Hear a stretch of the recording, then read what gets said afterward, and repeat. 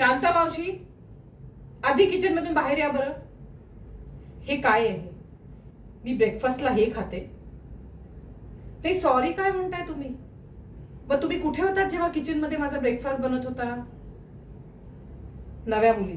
मग नव्या स्टाफला सांगायचं काम कोणाचं आहे?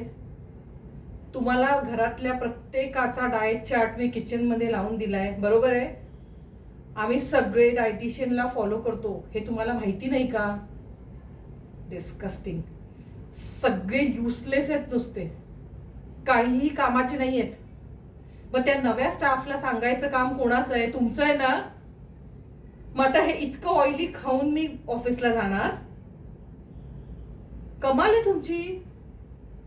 तुम्हाला जमत नसेल ना तर तुम्ही पण उद्यापासून कामावर येऊ नका.